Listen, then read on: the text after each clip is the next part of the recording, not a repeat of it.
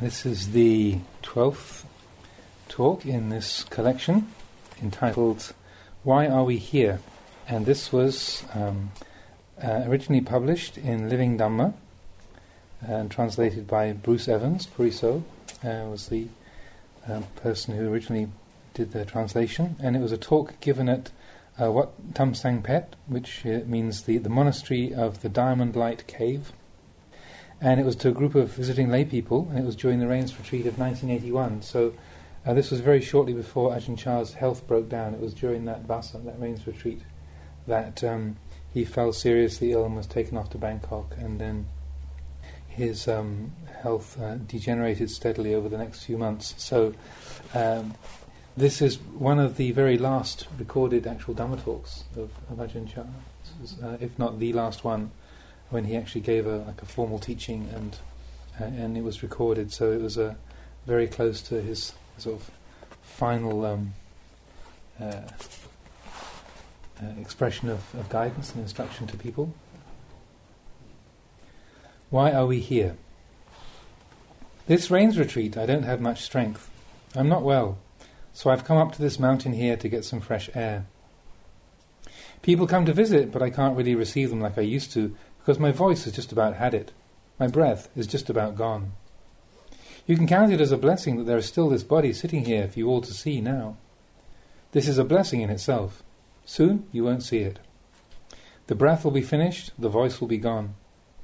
They will fare in accordance with supporting factors, like all compounded things. The Buddha called it kaya vayang, the decline and dissolution of all conditioned phenomena. How do they decline? Consider a lump of ice. Originally, it was simply water. People freeze it, and it becomes ice. But it doesn't take long before it's melted. Take a big lump of ice, say as big as this tape recorder here, and leave it out in the sun. You can see how it declines, much the same as the body. It will gradually disintegrate. After not many hours or minutes, all that's left is a puddle of water. This is called kaya vayang, the decline and dissolution of all compounded things. It's been this way for a long time now, ever since the beginning of time. When we are born, we bring this inherent nature into the world with us. We can't avoid it. At birth, we bring old age, sickness and death along with us. So, this is why the Buddha said, kaya vayang, the decline and dissolution of all compounded things.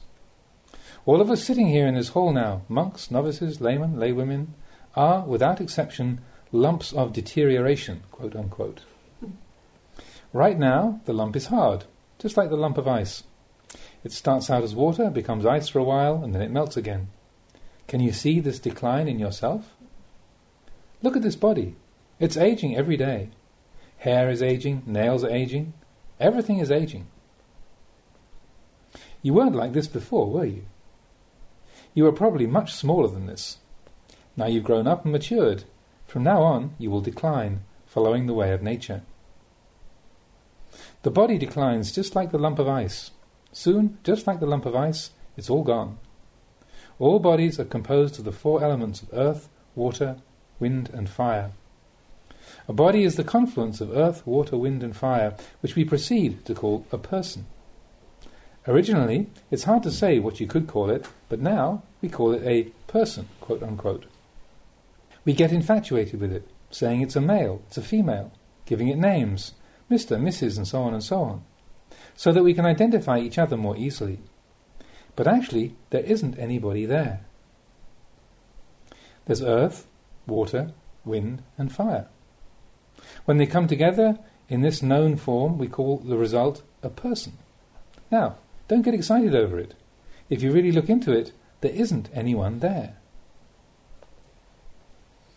That which is solid in the body, the flesh, skin, bones and so on, are called the earth element. Those aspects of the body which are liquid are the water element. The faculty of warmth in the body is the fire element, while the winds coursing through the body are the wind element. At Wat Pah Pong we have a body which is neither male nor female. It's the skeleton hanging in the main hall. Looking at it, you don't get the feeling that it's a man or a woman. People ask each other if it's a man or a woman, and all they can do is look blankly at each other. It's only a skeleton. All the skin and flesh are gone. People are ignorant of these things. Some go to Wat Pah Pong, into the main hall, they see the skeletons and then come running right out again. They can't bear to look. They're afraid of the skeletons. I figure these people have never seen themselves before. Because they're afraid of the skeletons, they don't reflect on the great value of a skeleton. To get to the monastery, they had to ride in a car or walk. If they didn't have bones, how would they be? Would they be able to walk about like that? But they ride their cars to Wat Pah Pong, go in the main hall, see the skeleton, and run straight back out again. They've never seen such a thing before. They're born with it, and yet they've never seen it. It's very fortunate that they have a chance to see it now. Even older people see the skeleton and get scared. What's all the fuss about? This shows that they're not at all in touch with themselves. They don't really know themselves. Maybe they go home and still can't sleep for 3 or 4 days, and yet they're sleeping with a skeleton. They get dressed with it, eat food with it, do everything with it, and yet they're scared of it. This shows how out of touch people are with themselves. How pitiful. They're always looking outwards, at trees, at other people, at external objects, saying, this one's big, that's small, that's short, that's long. They're so busy looking at other things, they never see themselves. To be honest, people are really pitiful. They have no refuge. In the ordination ceremonies, the ordinees must learn the 5 basic meditation themes. Kesa, head hair. Loma, body hair. Nakha, nails. Danta, teeth. Tacho, skin. Some of the students and educated people snigger to themselves when they hear this part of the ordination ceremony. What's the Ajahn trying to teach us here? Teaching us about hair when we've had it for ages. He doesn't have to teach us about this. We know it already. Why bother teaching us about something that we already know? Dim people are like this. They think that they can see the hair already. I tell them that when I say to see the hair, I mean to see it as it really is. See body hair as it really is. See nails and teeth and skin as they really are. That's what I call seeing. Not seeing in a superficial way, but seeing in accordance with the truth. We wouldn't be so sunk up to the ears in things if we could see things as they really are. Hair, nails, teeth and skin. What are they really like? Are they pretty? Are they clean? Do they have any real substance? Are they stable? No, there's nothing to them. They're not pretty, but we imagine them to be so. They're not substantial, but we imagine them to be so. Hair, nails, teeth, skin. People are really hooked onto these things. The Buddha established these things as the basic themes for meditation. He taught us to know these things. They are transient, imperfect, and ownerless. They are not me or them. We are born with them and we are born with and deluded by these things. But really, they're foul. Suppose we didn't bathe for a week. Could we bear to be close to each other? We'd smell really bad. When people sweat a lot, just as when a lot of people are working hard together, the smell is awful. We go back home and rub ourselves down with soap and water and the smell abates somewhat. The fragrance of the soap replaces it. But rubbing soap on the body may make it seem fragrant, but actually the bad smell of the body is still there. It's just temporarily suppressed. When the smell of the soap is gone, the smell of the body comes back again. Now, we tend to think these bodies are pretty, delightful, long-lasting and strong. We tend to think that we will never age, get sick or die. We are charmed and fooled by the body, and so we're ignorant of the true refuge within ourselves. The true place of refuge is the mind. The mind is our true refuge. This hall here may be pretty big, but it can't be a true refuge. Pigeons take shelter here, geckos take shelter here, lizards take shelter here. We may think that the hall belongs to us, but it doesn't. We live here together with everything else. This is only a temporary shelter. Soon we must leave it. People take these shelters for refuge. So the Buddha said to find your refuge. That means to find your real heart. This heart is very important. People don't usually look at important things. They spend most of their time looking at unimportant things. For example, when they do the house cleaning, they may be bent on cleaning up the house, washing the dishes and so on, but they fail to notice their own hearts. Their heart may be rotten. They may be feeling angry. washing the dishes with a sour expression on their face. They fail to see that their own hearts are not very clean. This is what I call taking a temporary shelter for a refuge. They beautify the house and home, but they don't think of beautifying their own hearts. They don't examine suffering. The heart is the important thing. The Buddha taught to find a refuge within your own heart. Attahi atano nato. Make yourself a refuge unto yourself. Who else can be your refuge? The true refuge is the heart, nothing else. You may try to depend on other things, but they aren't a sure thing. You can only really depend on other things if you already have a refuge within yourself. You must have your own refuge first before you can depend on anything else, be it a teacher, family, friends or relatives. So, all of you, both lay people and homeless ones who have come to visit today, please consider this teaching. Ask yourselves, who am I? Why am I here? Ask yourselves, why was I born? Some people don't know. They want to be happy, but the suffering never stops. Rich or poor, young or old, they suffer just the same. It's all suffering. And why? Because they have no wisdom. The poor are unhappy because they don't have enough, and the rich are unhappy because they have too much to look after. In the past, as a young novice, I gave a Dhamma discourse. I talked about the happiness of wealth and possessions, having servants and so on.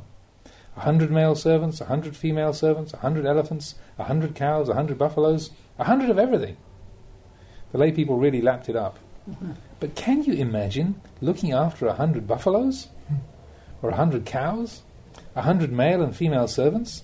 Can you imagine having to look after all of that? Would that be fun? People don't consider this side of things. They have the desire to possess, to have the cows, the buffaloes, the servants, to have hundreds of them. But I say 50 buffaloes would be too much. Just twining the ropes for all those brutes would be too much already. But people don't consider this. They only think of the pleasure of acquiring. They don't consider the trouble involved. If we don't have wisdom, everything round us will be a source of suffering. If we're wise, these things, eyes, ears, nose, tongue, body and mind, will lead us out of suffering. Eyes aren't necessarily good things. If you're in a bad mood, just seeing other people can make you angry and make you lose sleep. Or you can fall in love with others. Love is suffering too, if you don't get what you want. Love and hate are both suffering because of desire. Wanting is suffering. Wanting not to have is suffering. Wanting to acquire things, even if you get them, it's still suffering, because you're afraid you'll lose them. There's only suffering. How are you going to live with that? You may have a large, luxurious house, but if your heart isn't good, it never really works out as you expected. Therefore, you should all take a look at yourselves. Why were we born? Do we ever really attain anything in this life? In the countryside here, people start planting rice right from childhood. When they reach 17 or 18, they rush off and get married, afraid they won't have enough time to make their fortunes. They start working from an early age, thinking they'll get rich that way. They plant rice until they're 70 or 80 or even 90 years old. I ask them, from the day you were born, you've been working. Now it's almost time to go. What are you going to take with you? They don't know what to say. All they can say is, beats me. We have a saying in these parts, don't tarry picking berries along the way. Before you know it, night falls. It's just because of this beats me. They're neither here nor there, content with just a beats me, sitting among the branches of the berry tree, gorging themselves with berries. Beats me, beats me. When you're still young, you think that being single is not so good. You feel a bit lonely, so you find a partner to live with. Put two together and there's friction. Living alone is too quiet, but living with others, there's friction. When children are small, the parents think, when they get bigger, we'll be better off. They raise their children, 3, 4 or 5 of them, thinking that when the children are grown up, the burden will be lighter. But when the children grow up, they get even heavier. Like 2 pieces of wood, one big and one small. You throw away the small one and take the bigger one, thinking it'll be lighter, but of course, it's not. When children are small, they don't bother you very much.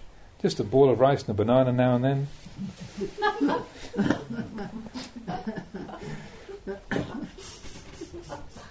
When they grow up, they want a motorcycle or a car. Well, you love your children, so you can't refuse. So you try to give them what they want. Sometimes the parents get into arguments over it. Don't go and buy them a car, we haven't got enough money. But when you love your children, you've got to borrow the money from somewhere. Maybe the parents even have to go without to get the things their children want. Then there's education. When they finish their studies, we'll be all right. There's no end to the studying. What are they going to finish? Only in the science of Buddhism is there a point of completion. All the other sciences just go round in circles. In the end, it's a real headache. If there's a house with 4 or 5 children in it, the parents argue every day. The suffering that is waiting in the future we fail to see. We think it'll never happen. When it happens, then we know.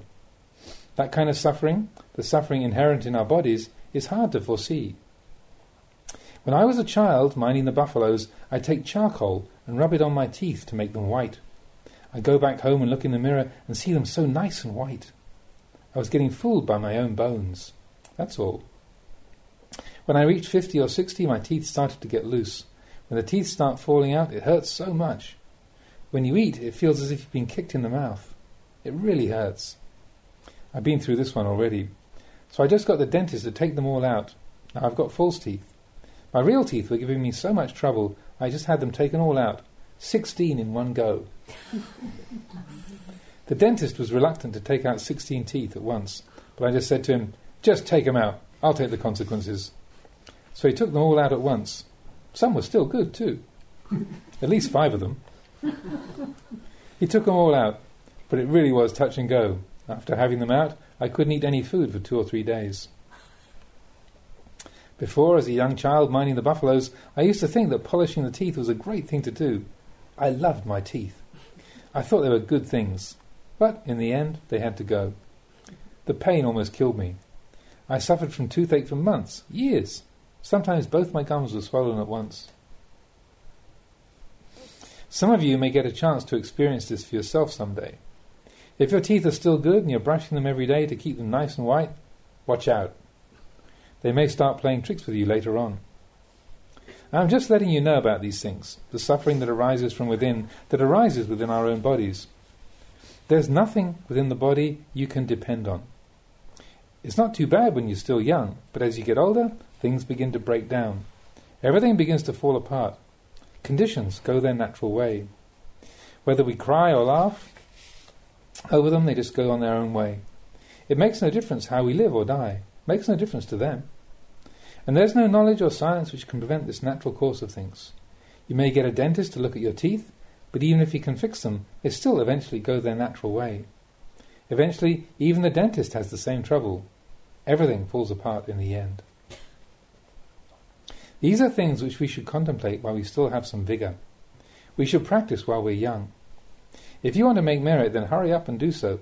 Don't just leave it up to the oldies. Most people just wait until they get old before they'll go to a monastery and try to practice Dhamma. Women and men say the same thing. Wait till I get old first. I don't know why they say that. Does an old person have much vigour? Let them try racing with a young person and see what the difference is. Why do they leave it till they get old? Just like they're never going to die. When they get to 50 or 60 years old or more, hey, Grandma, let's go to the monastery. You go ahead. My ears aren't so good anymore.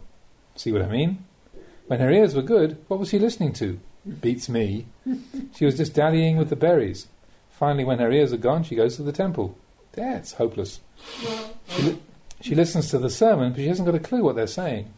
People wait till they're all used up before they think of practicing the Dhamma. Now, today's talk may be useful for those of you who can understand it. These are things which you should begin to observe. They are our inheritance. They will gradually get heavier and heavier, a burden for each of us to bear. In the past, my legs were strong. I could run.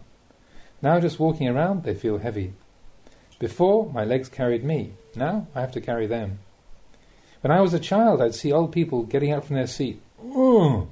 Getting up, they groan. There's always this, but they don't know what it is that makes them groan like that. Even when it gets to this extent, People don't see the bane of the body. You never know when you're going to be parted from it. What's causing all the pain is simply conditions going about their natural way. People call it arthritis or rheumatism, gout and so on. The doctor prescribes medicines, but it never completely heals. In the end, it falls apart. Even the doctor. This is conditions faring along their natural course. This is their way, their nature. Now, take a look at this. If you see it in advance, you'll be better off. Like seeing a poisonous snake on the path ahead of you. If you see it there, you can get out of its way and not get bitten. If you don't see it, you may keep on walking and step on it, and then it bites. If suffering arises, people don't know what to do, where to go to treat it. They want to avoid suffering, they want to be free of it, but they don't know how to treat it when it arises. And they live on like this until they get old and sick and die. In olden times it was said that if someone was mortally ill, one of the next of kin should whisper, "Buddho, Buddho," in their ear. What are they going to do with Buddho? What good is Buddho going to be for them when they're almost on the funeral pyre? Why didn't they learn Buddho when they were young and healthy? Now with the breaths coming fitfully, you go up and say, "Mother, Buddho, Buddho." Why waste your time? You'll only confuse her. Let her go peacefully. People don't know how to solve problems within their own hearts. They don't have a refuge. They get angry easily and have lots of desires. Why is this? Because they have no refuge. When people are newly married, they can get on all right. But after age 50 or so, they can't understand each other. Whatever the wife says, the husband finds intolerable. Whatever the husband says, the wife won't listen. They turn their backs on each other. Now, I'm just talking, because I've never had a family. Why haven't I had a family? Just looking at this word household, I knew what it was all about. So this is a play on words in the Thai language here, which is based on the word for family, which is krok krua, which literally means a kitchen frame or a roasting circle. In the English translation, we've opted for a corresponding English word rather than attempt a literal translation of the Thai. So it's like the krua is to cook, and the krok is like a surrounding area. So like you said, a roasting circle or a kitchen frame. What is a house? What is a household? This is a hold. If somebody were to get some rope and tie us up while we were sitting here, what would that be like? That's called being held. Whatever that's like, being held is like that. There is a circle of confinement. The man lives within his circle of confinement, and the woman lives within her circle of confinement. When I read this word household, this is a heavy one. This word is no trifling matter. It's a real killer. The word hold is a symbol of suffering. You can't go anywhere. You've got to stay within your circle of confinement. Now we come to the word house. This means that which hassles. Have you ever toasted chilies? The whole house chokes and sneezes. This word household spells confusion. It's not worth the trouble. Because of this word, I was able to ordain and not disrobe. Household is frightening. You're stuck and you can't go anywhere. Problems with the children, with the money and all the rest. Where can you go? You're tied down. There are sons and daughters, arguments in profusion until your dying day. And there's nowhere else to go, no matter how much suffering there is. The tears pour out and they keep pouring. The tears will never be finished with this household, you know. If there's no household, you might be able to finish with the tears, but not otherwise. Consider this matter. If you haven't come across it yet, you may later on. Some people have experienced it already to a certain extent. Some are already at the end of their tether. Will I stay or will I go? At Wat Pah Pong there are about 70 or 80 kutis, huts for the monastics to live in. When they're almost full, I tell the monk in charge to keep a few empty, just in case somebody has an argument with their spouse. Sure enough, in no long time, a lady will arrive with her bags. "I'm fed up with the world, Lumpur." Whoa, don't say that. Those words are really heavy. Then the husband comes and says he's fed up too. After 2 or 3 days in the monastery, their world weariness disappears. They say they're fed up, but they're just fooling themselves. When they go off to a kuti and sit in the quiet by themselves, after a while the thoughts come, when is the wife going to come and ask me to go home? They don't really know what's going on. What is this world weariness of theirs? They get upset over something and come running to the monastery. At home, everything looked wrong. The husband was wrong, the wife was wrong. But after 3 days of quiet thinking, the wife was right after all. It was I who was wrong. Hubby was right. I shouldn't have got so upset. They changed sides. This is how it is. That's why I don't take the world too seriously. I know its ins and outs already. That's why I've chosen to live as a monk. I would like to present today's talk to you for your homework. Whether you're in the fields or working in the city, take these words and consider them. Why was I born? What can I take with me? Ask yourselves over and over. If you ask yourself these questions often, you'll become wise. If you don't reflect on these things, you will remain ignorant. Listen to today's talk. You may get some understanding. If not, then maybe when you go home. Perhaps this evening. When you're listening to the talk, everything is subdued, but maybe things are waiting for you in the car. When you get in the car, it may get in with you. When you get home, it may all become clear. Oh, that's what Luang Por meant. I couldn't see it before. I think that's enough for today. If I talk too long, this old body gets tired. Ewang.